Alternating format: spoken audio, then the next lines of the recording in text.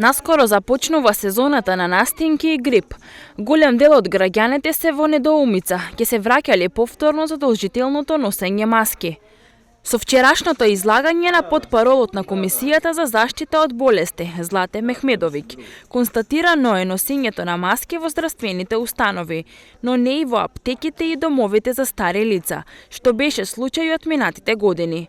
Што мислат граѓаните за новата препорака задолжително да се носат маски во здравствените установи? Би требало да се носи. Това е заштита. Би требало. Треба да се носат. Јас така мислам. Јас се плашам, например, од ковидом, нели? Потребно. За здравјето на сите луѓе. Едноставно. И многу народ што не носат маски се замина пред време. Што ја негира болеста. Што знаја се од интернет, а нема ништо точно што се пише овде. Да се спречи отколку да се лечи. Ерис е новата подваријанта, а повеќето од симптомите се слични на оние од Омикрон.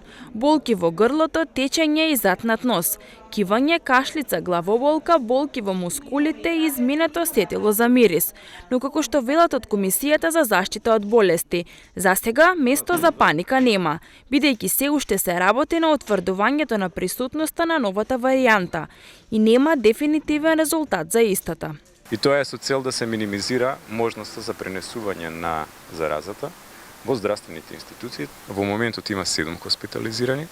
Претежно се работи за пациенти кои што се во поодмината возраст, кои што имаат коморбидитети и таму се комплицира состојбата, се на кислородна поддршка некои од нив, што значи дека кај некој од нив и може да се јави тешка форма на болеста. Во наредниот период се надеваме брзо, затоа што, како што кажав, многу мала е бројот на сите оние кои се позитивно тестирани. Очекуваме да добиеме детална информација за тоа колкав е бројот.